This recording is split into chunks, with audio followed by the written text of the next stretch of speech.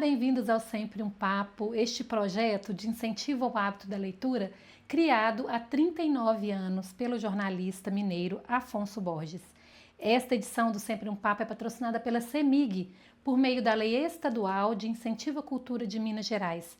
Aqui no canal do Sempre um Papo no YouTube, são mais de 500 programas gravados, com autores do Brasil, de Minas Gerais e do mundo, que você pode assistir agora, depois de ver esse programa, e compartilhar com seus amigos. Eu te convido também para seguir as nossas redes sociais, @sempre um papo, para ficar por dentro da nossa agenda e dos lançamentos literários que a gente tem a honra de receber aqui autores no programa, tanto online quanto presencial. E hoje a gente tem a alegria de receber um autor que ele é do Rio de Janeiro, mas mora há muitos anos em Juiz de Fora, Davi Sender, psiquiatra. Bem-vindo, doutor Davi, é uma alegria para a gente ter você aqui com a gente. Muito obrigado, Ju. Estou extremamente feliz e muito honrado por ter vindo nesse projeto que eu já acompanho há um tempo e que admiro demais, né, o trabalho que vocês fazem. Eu gosto demais de ver a forma como vocês abordam os leitores, as entrevistas que vocês fazem. Vocês estão de parabéns, eu fico muito feliz. E a gente está bem honrada de te receber aqui, viu, para contar um pouco sobre esse seu lançamento, que é o livro para quem adoeceu, recentemente lançado pela editora Gulliver. Aproveito já e mando um abraço para o Jouber, lá de Divinópolis. Davi, antes da gente iniciar a nossa conversa, eu quero te convidar e a quem está nos assistindo para ver um vídeo institucional da CEMIG, que é a nossa patrocinadora, e a gente volta num minutinho e começa nosso papo.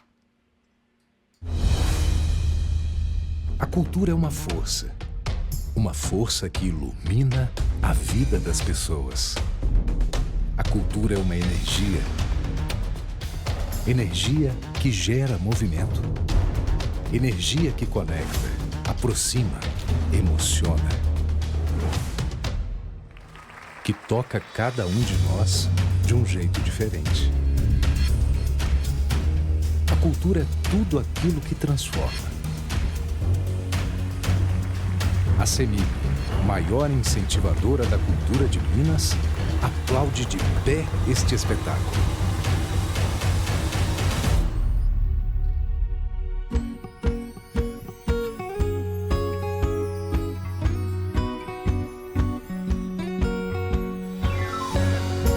CEMIG, transformando vidas com a nossa energia.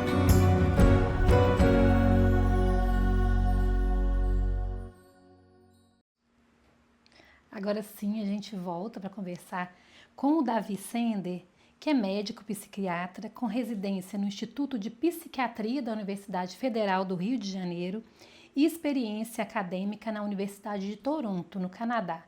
Ele é fundador do Espaço Calmamente e lidera uma equipe dedicada a uma psiquiatria mais humanizada e acessível. Como professor e palestrante, atua em universidades e empresas, promovendo a conscientização sobre saúde mental e lutando contra o estigma da psiquiatria. Davi, bem-vindo de novo, aqui é o Sempre um Papo. Uma honra ter você aqui para a gente iniciar esse papo tão importante. Eu quero começar falando sobre literatura. Na verdade, antes da gente entrar aí no livro, eu quero saber um pouco a respeito dos seus primeiros contatos com a literatura, com a leitura e a importância dessas duas ferramentas na sua formação. Muito obrigado, uma excelente pergunta, né? Bom, eu na verdade tinha muita dificuldade de ler, confesso, era uma coisa que eu morria de vontade, mas para mim era muito difícil, não sabia por quê, né? Era depois mais para frente para entender que era por conta do transtorno de déficit de atenção, mas era um lugar, as livrarias no Rio de Janeiro sempre faziam parte da minha rotina, então eu pedia para minha mãe ir para loja, para shopping, e o lugar onde eu esperava para eles voltarem sempre foi livrarias. Então, na verdade, eu acabava passando para ler 1 milhão de livros em que eu lia um capítulo, mudava para outro, um capítulo e ia adiante. E nunca não conseguia me ater muito a um determinado estilo, né? Acho que o que me deu um tom mais eclético em termos literários, né? O fato é que meus pais não eram grandes leitores, mas eu tinha, enfim, na minha casa, eu ia acumulando ao longo do tempo uma série de obras, né? Que eu gostava principalmente de livros mais antigos. Então, já pequeno, né, eu acabava gostando assim Platão, gostava de ler, enfim, gostava muito de filosofia, mitologia e principalmente tudo que estivesse relacionado à mente humana. Era para mim, mesmo pequeno, né, a gente assinava muito aquelas revistas de super interessante, né, qualquer coisa que estivesse relacionado à psiquiatria e poderes da mente, hipnose, que eram todos os meus trabalhinhos de escola, iriam para a minha prateleira de livros. E E você já gostava de escrever, assim, nessa época de sempre adolescente? gostei. Sempre gostei de escrever. Era a minha melhor, era a minha melhor matéria, né? Sempre foi redação, então era a matéria que eu contava de passar no vestibular, já era essa. E para mim, na verdade, a escrita, e até hoje é, na verdade, Jô, parte do que eu reconheço como sendo um instrumento de trabalho, não meu apenas, mas principalmente com os próprios pacientes. A forma que a gente consegue linearizar e organizar nossas ideias quando a gente escreve é completamente diferente da maneira como a gente cria um discurso, né, um diálogo. Então, para mim, a leitura ela consegue fazer com que a gente crie uma determinada perspectiva através do olhar do outro que dificilmente realmente um diálogo é capaz de atingir, né, dentro de enfim, da profundidade que a gente consegue nela, né? Então, isso para mim sempre foi muito interessante, eu sempre gostei e felizmente, né, eu peguei, a partir mais ou menos dos 12 anos, acredite, por conta de Harry Potter, eu tinha mais ou menos essa idade, eu comecei a ler e dali para frente se tornou um parceiro que eu levava para festa, né? Uma hora que assim, a festa ficava um pouquinho chata, eu sabia que eu tinha comigo um livro, né? Hoje facilita o Kindle e o celular. É verdade.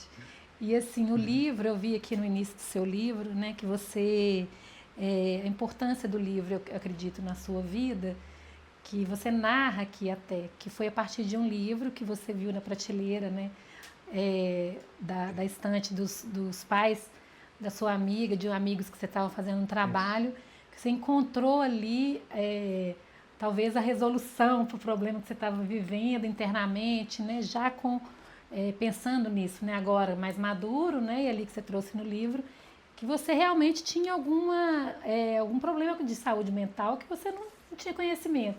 Então o livro te trouxe isso também e eu acredito que esse livro seu é porta de entrada também para muitas descobertas, né, para muita gente, assim como foi para você um livro. Muito interessante o que você colocou, Jô, e é verdade. Eu falo, né, desde o início do livro que o meu contato com a psiquiatria pessoal, né, foi muito novo, na verdade, né? Eu tinha 12 anos mesmo. E na casa, de fato, assim, eu pedi para meus pais, na época, para me colocarem na terapia, porque eu sofria de uma angústia brutal e não fazia a menor ideia a origem daquilo, né? Não tinha nem muita linguagem para a gente conseguir determinar os limites desses sentimentos. E por conta disso, né, aquilo foi o início de um processo psicoterápico, mas não psiquiátrico, que foi mais para frente. E eu lembro que exatamente a minha amiga, né, os pais dela eram psiquiatras, e um dia, fazendo um trabalho em grupo, eu com muita dificuldade, porque para mim era extremamente difícil me concentrar enfim, era extremamente impulsivo. Tanto que peguei o livro e nunca mais devolvi. E coisa que acho que na verdade é comum a todos, né, gente? Todo mundo de emprestar livro é um problema por isso. E vi na época que se chamava DDA. A gente não chamava de transtorno de déficit de atenção, chamava de distúrbio de déficit de atenção. E aí na orelha do livro eu falei assim, é isso que eu tenho. Comecei a folhear o livro, comecei a ler, falei, olha, é impressionante que acho que a minha angústia vem daí. E o livro ali me deu uma orientação, nunca mais esqueci. Aquilo lá abriu a minha cabeça, não abriu dos meus pais naquela época, abriu muito tempo depois. Mas, de fato, teve um processo, um tijolo na minha história, assim, na construção dela. E aí agora, quando a gente vem falar do seu livro, né, você citou uma coisa muito importante aí, que é aquela angústia, né, que você traz isso no livro também, falar sobre essa angústia, esse buraco negro, né, que a gente sente no peito.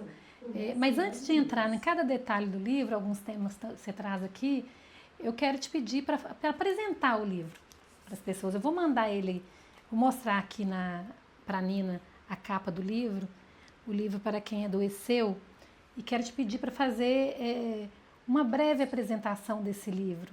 Por que você escreveu esse livro? Olha, o que me motivou, teve duas coisas que me motivaram a escrever esse livro, né? A primeira delas foi o tempo que as pessoas levam para conseguir descobrirem que sofrem de algum transtorno mental, em torno de 10 a 20 anos, né? Dependendo do transtorno, mas a média é de 10 anos. E considerando que o tempo que a gente vive, a nossa expectativa de vida é, no Brasil em torno de 74 anos, se não estou enganado, e considerando que a maioria das pessoas não vão passar disso, né? Chega a ser, essa acaba sendo a média, mais do que 10% da nossa vida perdida em termos de qualidade, né? Depressão e ansiedade estão no topo das principais causas de incapacidade no mundo. E a verdade é que a minoria das pessoas, assim como eu na época, não tem acesso, não porque necessariamente você não tem você não tem como chegar a um psiquiatra, mas o destino, o caminho para se chegar até lá é um caminho que você percorre mentalmente, conseguir entender que ali pode ser um espaço terapêutico para você muito longo, muito diferente das outras especialidades. Então, esse foi a primeira indignação, né? Eu acho que todo escritor tem que trabalhar com algum tipo de inconformidade, assim. A gente tem que ser inconformado com algo para querer modificar, né? Então, a minha motivação inicial foi essa. E o fato é que isso entrou muito, já era uma coisa na minha cabeça, eu via como os pacientes reclamavam e tinham resistência a chegar até o consultório pelos mesmos fatores. E acabava que eu explicava, eu explico até hoje, né, para os pacientes, com a argumentação até relativamente estereotipada de que as crenças, né, que impedem a pessoa de chegar até o psiquiatra são muito, muito semelhantes. E eu descobri isso, que eu amo viajar, né? Descobri que isso, na verdade, é uma condição comum no mundo inteiro, inclusive em culturas, Jô, completamente diferentes da nossa. Em Dubai, na Ucrânia, as crenças com relação aos transtornos mentais e a busca por saúde mental é muito parecida. Então, eu entendi que ali era o meu propósito, era conseguir fazer com que as pessoas não perdessem mais tanto tempo e tanta energia para buscar a saúde que estava disponível. É. E eu acho que você traz isso, né, das culturas aqui no livro, explica das suas inúmeras viagens, né, e pesquisas a respeito.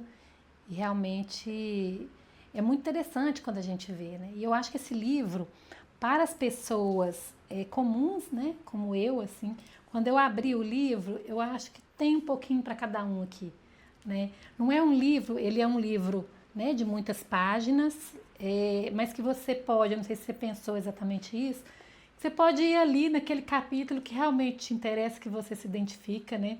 Sim. Para pesquisar e para descobrir um pouco e talvez, né, buscar uma ajuda efetiva médica, né? Sim, eu vou até te dizer, né, Jô, que quando eu escrevi, porque essa é a segunda edição, né? E a segunda edição ficou muito maior do que a primeira. Eu quase tripliquei o número de páginas. E eu, na verdade, eu tinha escrito ele assim, como uma jornada, mas eu não tinha pensado na época que eu escrevi em ser um livro de consulta. Só que alguns leitores foram me mandando mensagem dizendo que escolhem, né, aleatoriamente alguma página para ler, ou enfim, algum capítulo, e isso mesmo me surpreendeu bastante. Eu achei lindo isso. Mas esse livro, embora tenha o nome, o livro para quem adoeceu, é um livro para todos, justamente porque que lugar melhor para a gente conseguir compreender a nossa saúde mental do que entendendo o adoecimento. Uhum. E por que você escolheu esse título, o livro para quem adoeceu? Por conta, na verdade, das pessoas que eu mais preciso prestigiar, né? São os meus pacientes. A ideia era, na verdade, as pessoas me pediam, na verdade, para escrever, porque falavam, não tem nenhum lugar que eu consiga ler sobre os transtornos mentais, que fale, por exemplo, da experiência do paciente, não a experiência do psiquiatra ou que fale para além dos critérios, ou que fale, por exemplo, sobre a diferença de tarja preta para tarja vermelha, o que pode representar um problema de memória, ou será que eu busco um psiquiatra ou um psicólogo? Então, todas essas dúvidas, né, todos esses tabus que confluem para que as pessoas já fiquem, assim, continuem se mantendo paradas em relação ao próprio tratamento, me fez pensar que as pessoas que estavam adoecendo mereciam ter um livro que as orientasse. Então foi isso que me motivou a deixar com esse título. Entrando nessas partes técnicas assim do livro, né, do porquê do título, eu observei também que você escreve em primeira pessoa, né? Você traz muito de você, da sua experiência pessoal, da sua experiência com os pacientes, das suas viagens, né, dos seus Sim. estudos, da filosofia, da neurociência, né? Sempre trazendo você, né, em primeira pessoa. Isso também é uma forma de te aproximar com o leitor e até do seu paciente também, né? De gente, pessoa que já te Uhum. conhece. Sim, eu concordo absolutamente. Eu pensei, na época que eu comecei a escrever, eu não conseguia me separar do leitor. Tipo, eu acredito que num momento delicado como esse, ou quando a gente está falando de temáticas delicadas, como o adoecimento e a busca pela saúde mental, é muito importante que a gente tenha um senso, uma sensação de acolhimento grande. Então, se a gente escreve, no caso, escrever em primeira pessoa, é para o leitor sentir que ele está de mãos dadas, assim, que ele está sendo acompanhado durante essa jornada. E vamos falar um pouquinho do desafio, né? Eu quero que você fale sobre o desafio do psiquiatra hoje, né? E dos desafios para escrever esse livro. Os desafios dos psiquiatras hoje, eles estão mudando com uma velocidade assim, brutal depois da pandemia. Tá? A gente, na verdade, os principais desafios, eu até considero que era mais do que o psiquiatra, sempre foi um desafio muito maior para os pacientes. Para a gente, geralmente, quando os pacientes chegam até nós, Ju, eles já estão adoecidos há bastante tempo, já passaram por outros psiquiatras, por psiquiatras não, por outras especialidades médicas. A gente costuma dizer que eles buscam clínicos, né, com endócrino, neuro, vai para um psicólogo, psicanalista. Se tiver sorte e o psicanalista, isso quando o paciente tem indicação, o psicanalista vai, ou o terapeuta vai indicar para um psiquiatra, quando não indica, o paciente muda de religião e aí chega até nós. Então, assim, essa é uma jornada muito longa. Então, para o psiquiatra, os maiores desafios sempre foram a gente conseguir psicoeducar os pacientes. Os pacientes chegam para nós e é parte isso é um princípio que eu acredito que me fez, inclusive, criar o Espaço Calmamente, né? Que o paciente ele precisa ser um especialista em si mesmo. E os pacientes vão até mesmo para cardiologia, para endócrino, não fazem a menor ideia do porquê, que é, por exemplo, uma tireoidite, né, ou o que é uma insuficiência cardíaca. Eles entendem que eles têm uma doença daquelas que estão gerando prejuízo, mas é absolutamente fundamental que o paciente domine tudo que está envolvendo aquilo, né, porque ele vai mudar de médico um momento, né, ele precisa prever. Então, eu acredito que para o psiquiatra é extremamente importante que ele consiga ter domínios extraclínicos, ou seja, que ele vá para além do que a pura psiquiatria é capaz de oferecer e entenda sobre psicologia, sobre psicanálise, sobre sociologia, porque quando a gente ajuda o paciente no campo da saúde mental, dentro das áreas médicas, a psiquiatria é a protagonista.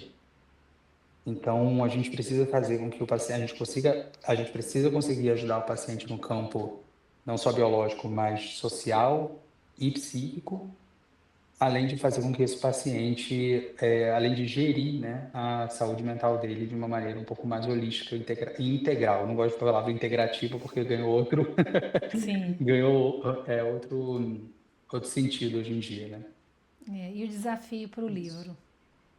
O desafio para o livro, vou te dizer que o principal eu te confesso que foi meu próprio perfeccionismo. Eu acho que para escrever o E livro, ele fala de perfeccionismo aqui no livro, viu, gente? escrevi para mim, entendeu?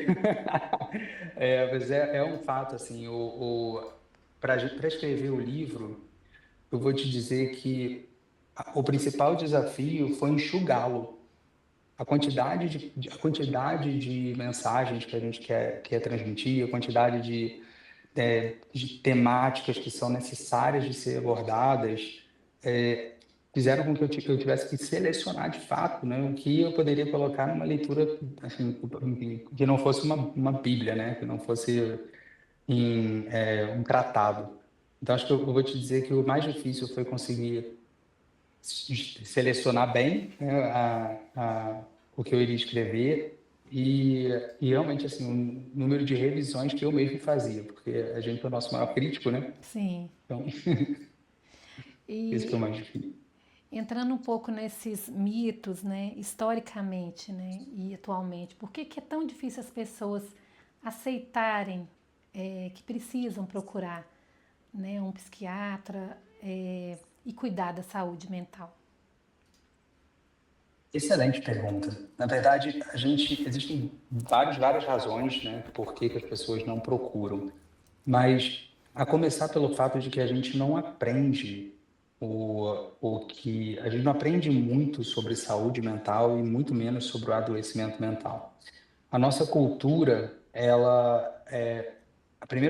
a nossa cultura, ela minimiza e subestima o sofrimento humano e reduz, na verdade, as causas relacionadas a ele a principalmente questões de personalidade, de temperamento, de crenças e principalmente também de condições sociais, do tipo catástrofe, grandes perdas.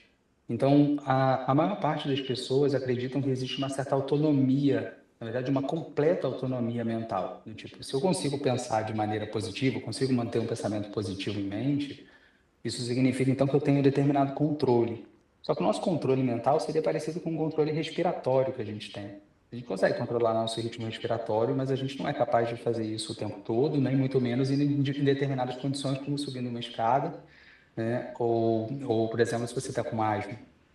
Então, as pessoas têm, a gente acaba não conseguindo perceber muitas vezes o adoecimento, justamente porque nós não temos exames que mostram.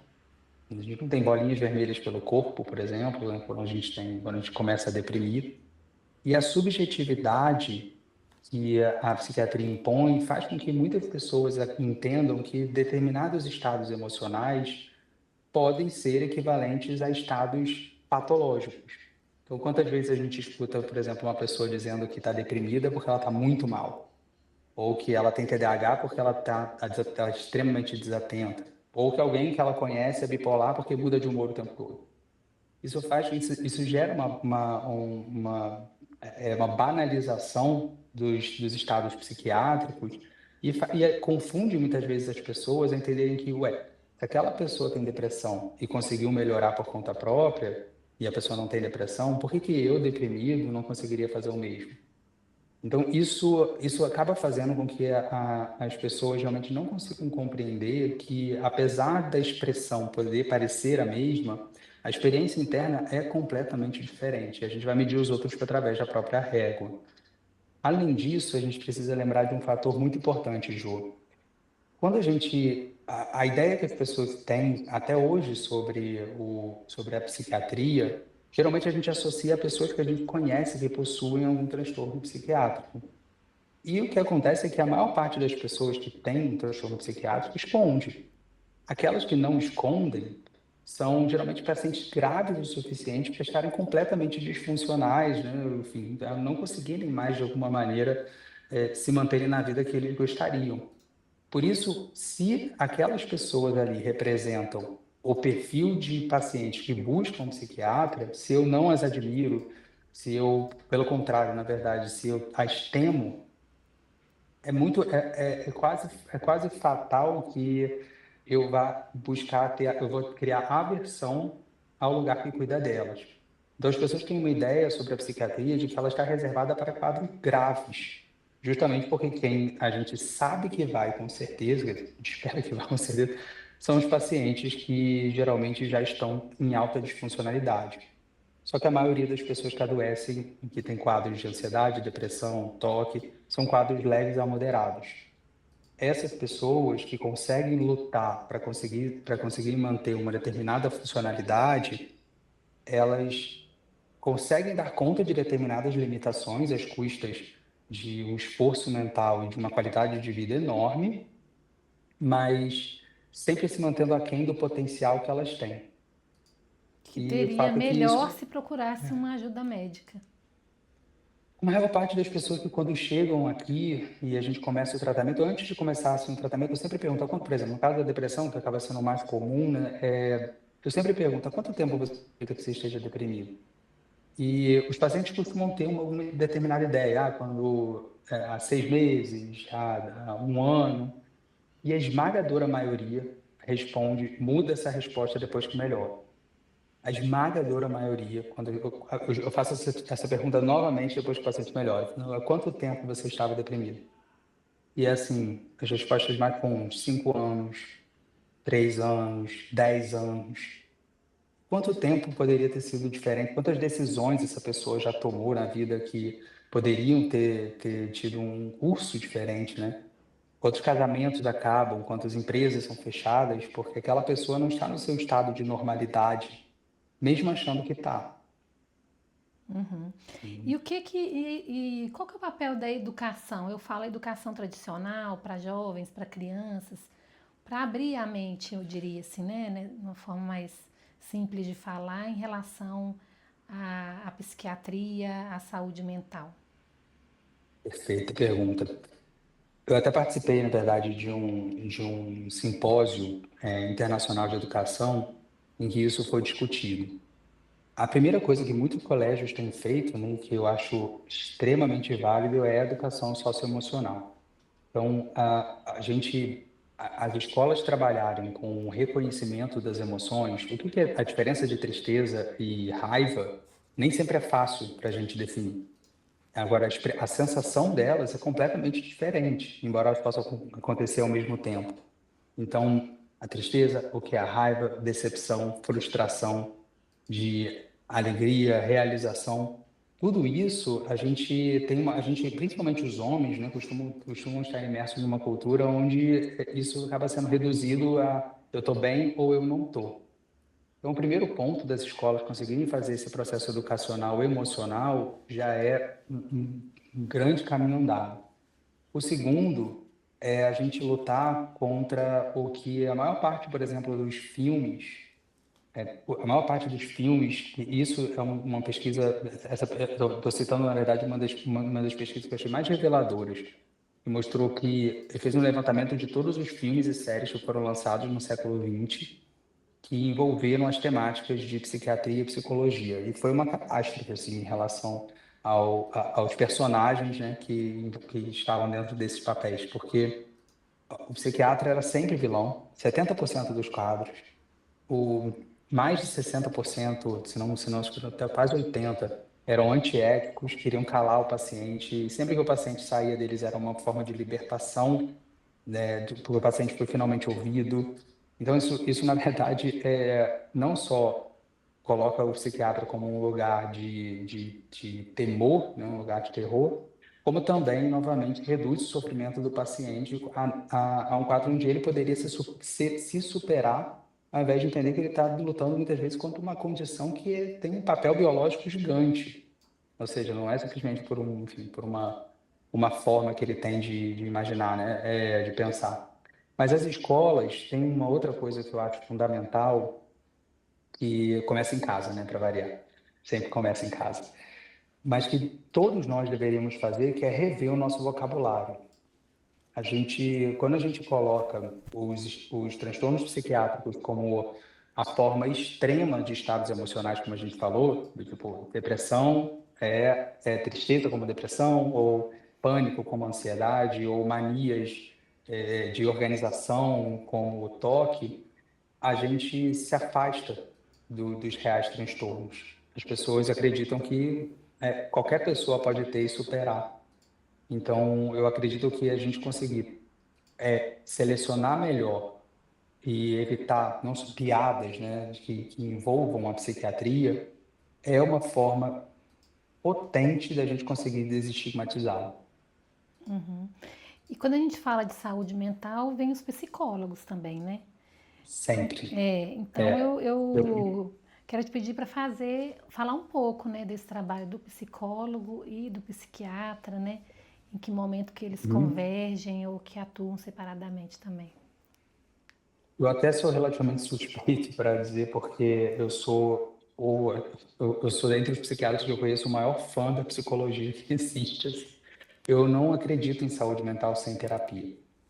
Eu costumo dizer que, na verdade, quem falou, primeiro, eu lembro que eu estava lendo sobre o histórico da psiquiatria no Brasil. Em 1978, o Roland Kahn, que foi quem descobriu o primeiro antidepressivo, né, quem formulou a molécula, veio para o Congresso Brasileiro de Psiquiatria em Minas, e foi em BH, né? E ele falou assim: descobrimos uma molécula que ajuda a terapia a fazer mais efeito. Porque é muito do nosso trabalho envolve, na verdade, entender que os remédios não mudam a forma como a pessoa pensa. Por isso, a importância de um psiquiatra ser um educador para os pacientes. É necessário que ele entenda o papel da medicação. E a psicoterapia, ela é capaz não só, ela é capaz de atuar em todos os processos da saúde mental, desde o momento onde a pessoa está saudável, para conseguir buscar um nível de saúde ainda maior, até todas as etapas de adoecimento, seja ela leve, moderada, grave, e depois na recuperação. A psiquiatria, ela já atua quando o paciente está começando a adoecer, mas ela pode atuar desde o momento, assim, geralmente a oportunidade que a pessoa tem com a psiquiatria é quando ela já está, na verdade, já doente, mas ela faz um papel depois que a pessoa melhora de educação para ela não recair, no que a gente poderia fazer. Mas eu colocaria em paralelo com nutricionista e endócrino, com fisioterapeuta e ortopedista, né? E também como fono e otorrino, por exemplo. A gente não tem como dissociar essas duas especialidades porque a gente atua no mesmo campo, entende? E aí, vindo para o mundo atual também, te pedi para falar, eu não estou lembrando se você trouxe no livro o papel das redes sociais hoje, da tecnologia, né? Você fala muito aqui do Workaholic, né? Que está sempre trabalhando. Eu acho que a tecnologia, as redes sociais tem um pouco isso também, né? De te manter ligado ali em algum momento, É, somente sem desligar e interessado em outras coisas, além dos seus próprios interesses, né? Então, quero te pedir para falar a respeito disso também e a forma de que isso afeta ou influencia de alguma forma a saúde mental. influencia demais, Jô. Inclusive, essa foi uma das coisas que eu fui obrigado a enxugar desse livro, porque eu queria escrever um capítulo à Deve dar um parte, livro assim. todo sobre isso, né? Dá um livro todo, dá um livro todo. Mas é um fato e isso tem aumentado. A gente tem tido cada vez mais pesquisas e cada vez com dados mais assim, melhores estabelecidos sobre o papel das redes sociais e da internet. E a gente ainda não sabe qual será o papel da inteligência artificial na nossa vida, né? Como é que isso pode impactar a nossa mente. Mas existem muitos benefícios em relação às redes sociais, a internet, a gente aproxima as pessoas, a gente consegue, a pandemia, se não fosse pelas redes sociais, se não fosse pelo WhatsApp, a gente estaria provavelmente num estado muito mais caótico do que a gente ficou depois. Mas as pesquisas, elas também, ao mesmo tempo, elas são, na forma como as pessoas utilizam as redes, elas são muito pouco otimistas, pelo contrário, né?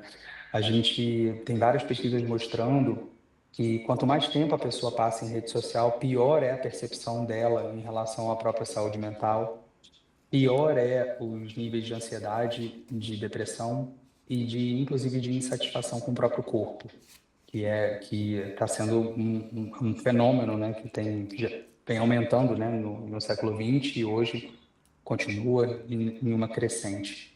A verdade é que a gente precisa criar formas de contenção em relação às redes sociais, do tempo que a gente usa, do que a gente seleciona o que a gente seleciona a assistir ou enfim acompanhar. Eu sempre abordo isso nas consultas, Jô. Isso eu vejo com o paciente, eu faço limpeza da maioria que vem aqui do Instagram. E se a gente passa mais tempo nas redes sociais do que a gente passa andando nas ruas, e as redes sociais vão trabalhar com algoritmo, a gente pode responder a esse algoritmo. A gente pode lançar mão, por exemplo, de literalmente selecionar. Eu quero assistir mais isso, então eu posso seguir isso. Eu não quero mais assistir esse tipo de coisa, porque ficar vendo mulher de biquíni numa esquelética faz mal para minha autoestima, né? Ou ficar vendo, por exemplo, catástrofes é uma coisa que vai fazer mal para minha ansiedade. A gente pode escolher não assistir mais isso. Existem esses botões. Por isso a gente poderia, né, pode fazer nosso uso das redes sociais de uma maneira mais saudável. Mas realmente é um fator que a gente precisa ficar muito atento, porque o impacto ele é grande sobre a gente. Voltando aqui para o livro, na parte mais Uhum. elaborada, técnica do livro, vamos falar um pouco, que é um livro todo ilustrado, né? Vamos falar um pouco Sim. sobre essa escolha de trazer as ilustrações do Arthur Gomes, como é que foi esse processo de vocês dois juntos trabalhando, as inspirações, que na capa já tem um desenho bem bonito. Esse é do Arthur também? A capa? Não, Não, né? essa capa é do Marcelo Ney, que é um outro amigo meu que foi responsável pela capa, ele é outro artista também. Ele fez a capa do primeiro livro e eu escolhi manter.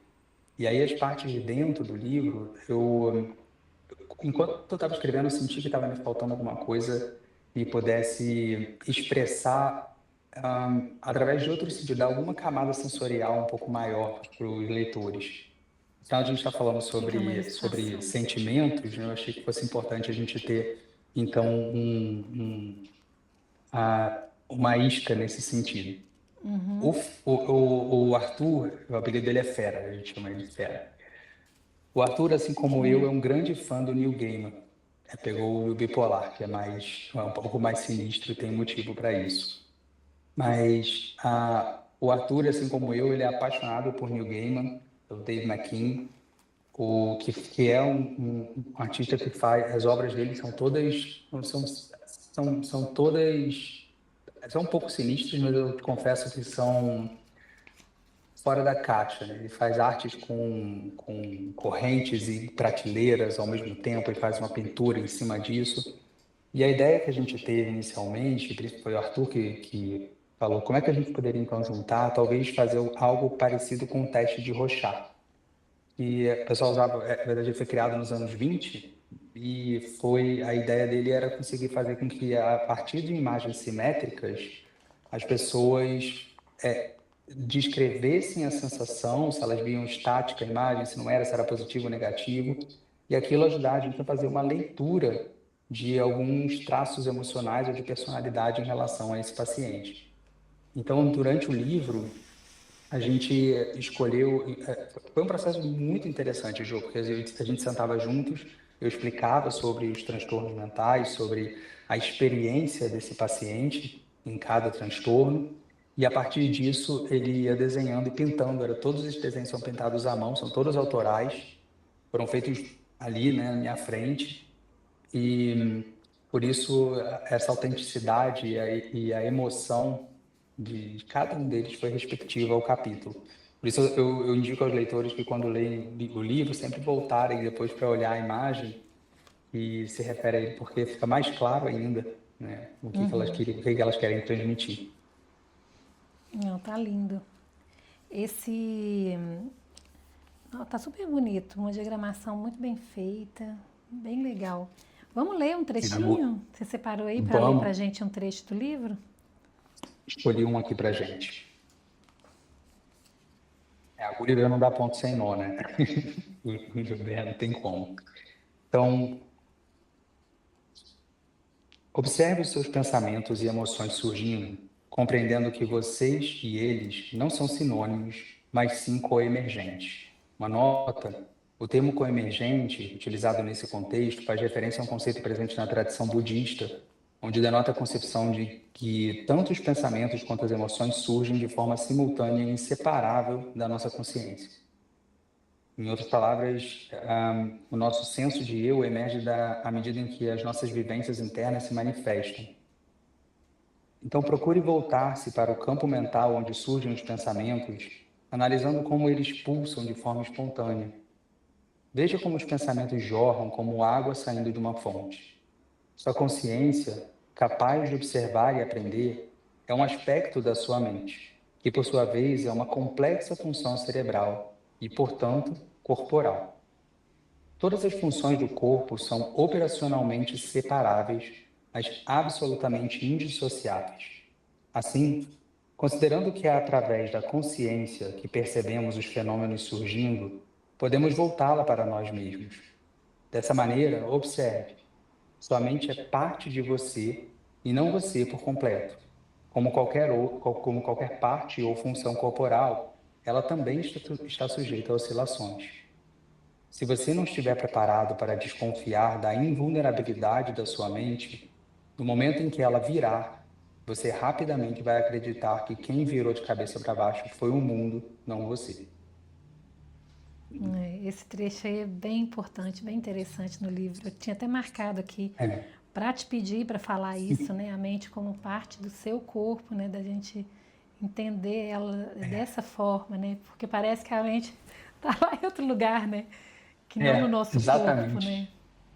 A gente tem essa percepção, isso é um fenômeno de Descartes, né? Que fez essa separação mente e corpo como sendo algo realmente dissociável. E a gente vê que a maior parte das pessoas que tem algo que adoecem, na verdade, a maior parte das pessoas que tem uma doença crônica, que seja doença cardiovascular, obesidade, que tenham dor crônica, são pessoas que acabam adoecendo mentalmente. Mesmo que elas não saibam que tem uma doença, como por exemplo diabetes, que muitas vezes não dá sintoma nenhum, as chances dela adoecer, quase 20% das pessoas com diabetes têm um transtorno mental. Então, se a gente olhar para a nossa mente de fato como sendo, a nossa consciência como sendo invulnerável, a gente vai sustentar com aquele quadro mental, a gente vai achar que nós somos responsáveis pelo adoecimento, quando na verdade a gente vive dentro de um campo orgânico. Sem um cérebro que é feito de células, é feito de líquido, de íons, né? Sem o cérebro não existe mente. E considerando que o cérebro, novamente, é um órgão, ele pode adoecer, mas ele vai se manifestar no campo mental como qualquer outra coisa que não, na verdade, que não a nossa sensação, a nossa ideia de que a gente não vai conseguir perceber que, na verdade, a nossa visão de mundo é que pode estar oscilando, né? E não o mundo em si. A gente se Sim. sente dentro do campo mental como sendo algo relacionado às emoções, ao comportamento ou aos pensamentos. E outro tema que é bem recorrente assim na humanidade, né? Eu acho que atualmente talvez mais ainda, que se traz no livro é a insônia, né? E que está também diretamente ligada à saúde mental, né? Quero te pedir para falar um pouco a respeito. E ele traz soluções aqui no livro, viu? Que a gente tem que esforçar para seguir. Uma das partes, né, o livro ele foi separado em alguns pilares, que a gente depois vai falar, e a insônia é um dos mais importantes de abordar, porque é uma das principais queixas que os pacientes trazem. E independente de possuir ou não um transtorno psiquiátrico, e esse é o grande ponto, a gente subestima muito o poder do sono, muito pelo tipo de coisa que a gente faz quando está acordado. A gente imagina que o sono muitas vezes é um momento puramente de descanso, e o sono ele na verdade é responsável pela regulação do nosso corpo inteiro e especialmente da mente. Então, pessoas com insônia têm predisposição a 1 milhão de transtornos psiquiátricos, sem contar os transtornos metabólicos, etc. E tal.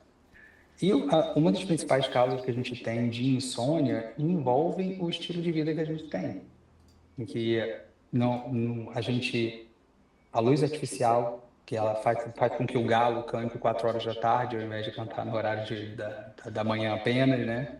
Que é o que faz a gente não, a maneira como a gente organiza o nosso trabalho, a gente muitas vezes leva ele para casa, perde a sensação de ninho, e por isso o nosso cérebro ele é condicionado. Ele, né, como eu falo que a gente pode adestrar o nosso cérebro, e adestramento dá muito trabalho.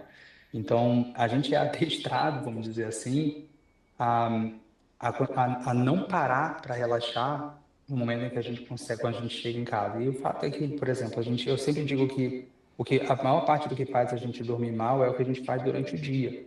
A gente colhe à noite esse resultado. Então, se a gente, por exemplo, mantém o dia todo tenso, é natural que à noite você perpetue esse estado emocional durante que você teve durante o dia. Por isso, a gente compreender que a insônia, primeiro, né, é a importância de se dormir, mas também como cada tipo de insônia pode representar alguma alteração. Pessoas que têm dificuldade de iniciar o sono costumam ter um padrão um pouco mais ansioso.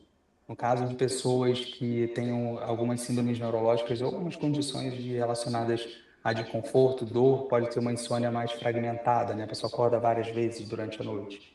Enquanto a depressão, muitas vezes, envolve a pessoa acordar muito cedo e ficar ruminando os problemas durante a noite. Por isso, a gente começar a suspeitar que tipo de insônia a gente tem, o que que ela pode representar e como a gente pode cuidar para que esse sono seja melhor, é absolutamente fundamental para a saúde mental. Por isso, eu achei tão fundamental, tão importante, né, a gente abordar essa passagem durante o texto. Sim. Você tratou aí de chegar em casa, ter o seu ambiente de ninho, né?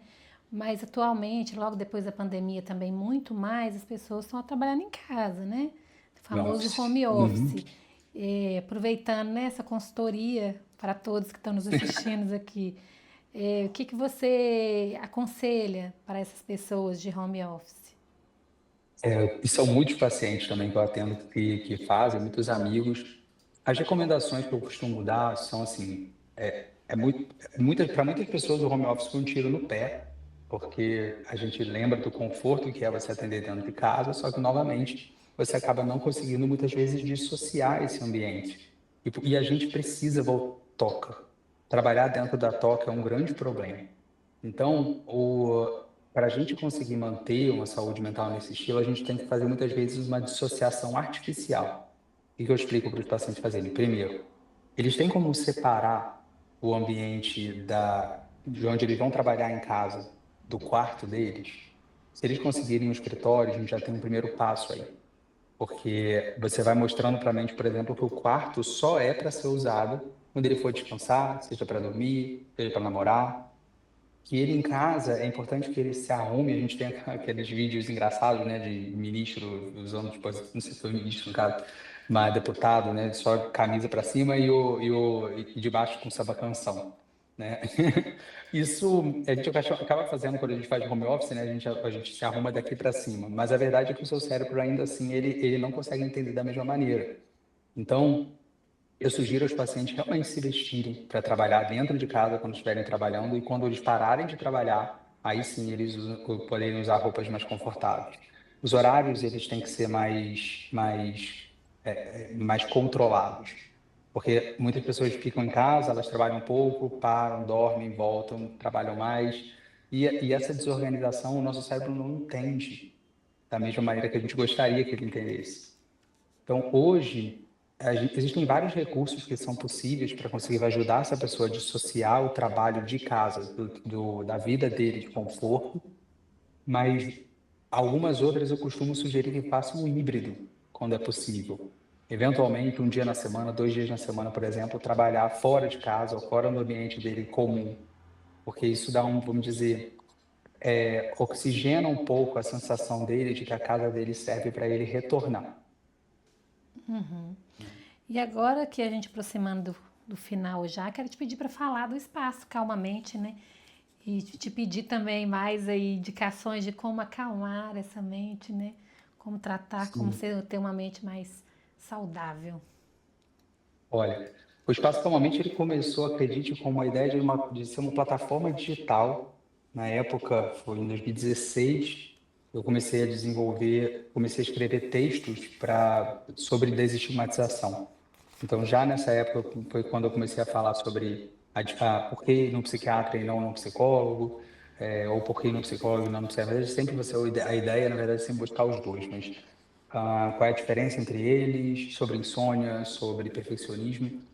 E, e à medida em que eu fui atendendo os pacientes, eu fui entendendo também que aquilo que eu estava transmitindo para eles na consulta era o que eu estava falando com eles, é o que eu estava falando com eles também no próprio site. Por conta disso, eu, eu comecei a usar eu comecei a usar o Espaço Calmamente como marca. E aí até que um dia eu consegui abrir um espaço aqui em Juiz de Fora, lindo, né? A gente fez uma decoração que era toda voltada para não parecer clínica. Tudo que eu acho que uma paciente não tem que sentir que ele está doente, né? Mas que ele está vindo num lugar onde ele vai cuidar da própria mente, onde ele vai se desenvolver. Então é um espaço que parece um café, né? Aliás, se der tempo, eu queria depois mostrar essa parede aqui do meu lado, ela é especial e tem tudo a ver com vocês. Então, a ideia é sempre da gente fazer um trabalho com o paciente voltado para esse acolhimento e educação. Então, eu selecionei profissionais de, assim, já várias áreas, várias especialidades trabalharam aqui comigo. Hoje eu estou focando mais em psiquiatras que durante a consulta deem aula particular para o paciente e para a família. Que a gente consiga se comunicar, consiga explicar para o paciente, assim, com papel e caneta, com um caderno, muitas vezes o paciente pede para o paciente trazer caderno, voltar de saúde mental, para que a gente consiga, para que ele saia daqui como especialista. A ideia é tornar o paciente um agente de saúde mental de si e do mundo. Então, acho que o psiquiatra, a gente é a favor, e muitas vezes eu faço isso, de todos os pacientes que eu tenho praticamente fazem terapia, praticamente todos. O que não faço é porque eu não consegui convencer ainda, basicamente. Mas, a gente entra muito em contato com os terapeutas. Frequentemente a gente faz consultas com o psicólogo. A gente pede o psicólogo participar, então a consulta a três, justamente porque eu acho que a gente integrar é o que define um verdadeiro trabalho da psiquiatria. E Esse por espaço. último, antes de você mostrar aí a parede pra gente, eu quero te pedir para deixar uma mensagem para as pessoas que estão passando por um processo de adoecimento mental, que sentem isso, mas que ainda não tiveram a coragem, né, de buscar uma ajuda psiquiátrica. Olha, para essas pessoas, a primeira coisa que eu peço para questionar, primeiro questionar o que vocês imaginam quando vocês pensam em paciente psiquiátrico, em remédio psiquiátrico, em tomar antidepressivo. Se você pensaria a mesma coisa com quem tem um problema cardiológico, ou quem tem um problema respiratório, o maior medo do psiquiatra que as pessoas têm é de sair de lá cheio de remédio, babando, engordar, perder libido, né? E a verdade é que, primeiro, a gente busca um psiquiatra para um diagnóstico e não para um remédio. Isso significa que você chegar num psiquiatra e ele falar que você não tem um determinado transtorno, isso é um diagnóstico negativo, o que é muitas vezes libertador, porque a partir dali você tem uma orientação do que fazer. Ninguém é obrigado, inclusive, da mesma maneira, a tomar remédio psiquiátrico, até porque nenhum médico iria obrigar. Só que o fato é que, curiosamente, a maior parte das pessoas começam a tomar esses medicamentos fora do psiquiatra. Então, vão no endócrino, que passa fluoxetina para emagrecer, o topiramato, pregabalina, muitas vezes para dor, perna inquieta, incontinência urinária, se usa antidepressivo. Então, muitos pacientes, assim, as pessoas que estiverem assistindo, se estiverem sofrendo, é muito importante buscar um psiquiatra da confiança de vocês e no qual vocês se sintam acolhidos, que vocês não vão se sentir julgados de forma alguma. Buscar a terapia pode ser o primeiro passo, pode ser a porta de entrada para um contato com um psiquiatra, mas sempre tenho muito pé atrás com profissionais de psicologia e de psiquiatria que não acreditarem na especialidade do outro. Sempre que um psicólogo, ou psicanalista, ou psicoterapeuta indicar que você não vale a pena buscar um psiquiatra quando você achar que vale, não confie no trabalho. E se um psiquiatra falar que psicoterapia é bobagem, não confie no trabalho. Mas se a maior parte, na verdade, a maior parte das pessoas que não procuram por conta de estigma, eu sempre peço para refletir até quando na sua vida você vai evitar buscar ajuda para provar um ponto para você. Para provar que você é capaz de superar algo sozinho, que muitas vezes você vai colher mais prejuízo do que fruto quando você trata. Então não tem tempo a perder. A melhor coisa muitas vezes é confrontando que a gente consegue mudar a nossa maneira de pensar. Perfeito, maravilha. E para comprar o livro, como que faz? Ele já está nas livrarias? Eu vi que teve um lançamento já A gente lançou recente. anteontem, né? Verdade, nós fizemos o lançamento anteontem. Assim, tá fresquíssimo o livro. Nesse momento, ele está na plataforma do Gulliver. Nesse momento. Em breve, a gente vai botá-lo na Amazon também. Mas agora entrando... Gulliver.com.br Vou é confirmar. editora, né? Então é no site da É editora. editora. Suas redes sociais também é Davi com D no final, Sender, né? Para quem Doutor quiser. Davi Sender. Doutor Davi Sender. Lá tem o site da Gulliver, é Gulliver com dois L's, editora.com.br. Então maravilha. E lá tem. Davi, muito grata, viu, pela sua presença aqui, por esses esclarecimentos. Eu que agradeço. Vai lá, Mas eu faço questão vamos aqui. ver A a nossa parede prateleira. aqui. Ai, que Já tinha legal! visto, assim? Era lindo. Não, de livros. Que Ela é minha lindo! paixão, essa parede, né? Muito legal. A gente tem outra parecida. A maioria que eu acredito, muitos livros aqui são Jorge Amado, mas parte do escolhi por conta de algumas frases que eu gostava.